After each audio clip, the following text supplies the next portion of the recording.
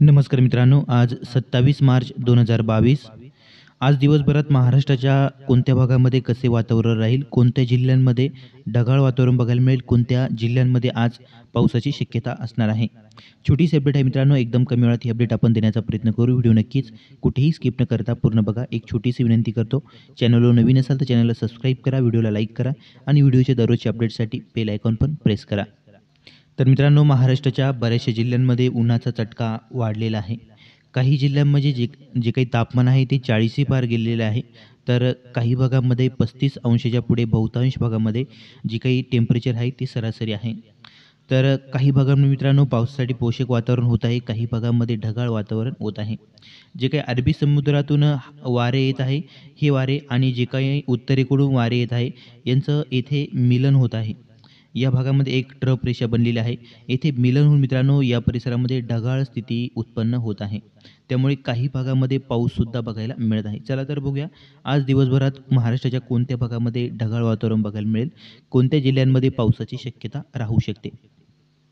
तर आजही काही भागामध्ये हलक्या मध्यम स्वरूपाच्या पावसाची शक्यता आहे. काही जिल्ह्यांमध्ये आपल्याला ढगाळ वातावरण बघायला मिळेल. तर नाशिक आणि नाशिकच्या आसपासच्या परिसरामध्ये पावसाची शक्यता नाही आहे, परंतु विखुरलेल्या स्वरूपात काही ठिकाणी दुपारनंतर ढगाळ वातावरण बघायला मिळू शकते.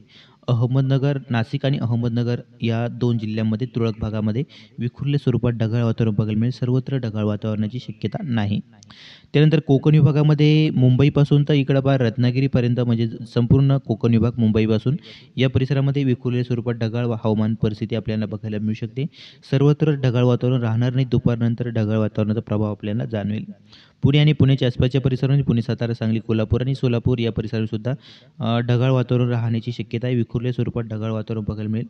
पावसाची जी शक्यता असणार आहे ती फक्त दक्षिण कोकणामध्ये पाऊस आपल्याला तुरळक भागामध्ये बघायला मिळू शकतो. आज मात्र पावसाचा जोर आहे तो कमी होण्याची शक्यता आहे. मुख्यत्वे करून जो काही कोकण विभागाचा एकदम कडेचा भाग आहे, एकदम तळ कोकणाचा एकदम गोव्यालगतचा भाग आहे, इथे तुरळक भागामध्ये हलका पाऊस होऊ शकतो. इतरत्र कुठेही आज पावसाची शक्यता बनताना दिसत नाही. ढगाळ वातावरण मात्र बघायला मिळेल. मराठवाड्यातील जे काही दक्षिण भागातील जिल्हे आहे, नांदेड, लातूर, उस्मानाबाद वगैरे या परिसरामध्ये सुद्धा ढगाळ वातावरण बघायला मिळेल. सोलापूरच्या आसपासच्या परिसरामध्ये सुद्धा तुरळक भागामध्ये विखुरलेल्या स्वरूपात ढगाळ वातावरण बघायला मिळू शकते. पावसाची शक्यता नाही. अमरावती आणि नागपूर विभाग या परिसरामध्ये फ्रेश वातावरण राहील, ढगाळ वातावरणाची शक्यता नाही. औरंगाबाद विभागामध्ये सुद्धा बहुतांश भागामध्ये फ्रेश वातावरण राहील, ढगाळ वातावरणाची शक्यता नाही. फक्त जे काही दक्षिण भागातील जिल्हे आहे या परिसरामध्ये ढगाळ वातावरण बघायला मिळू शकते. तापमानात काही जिल्ह्यांमध्ये मित्रांनो आज आपल्याला आणखी एखाद्या अंशाने वाढ बघायला मिळू शकते.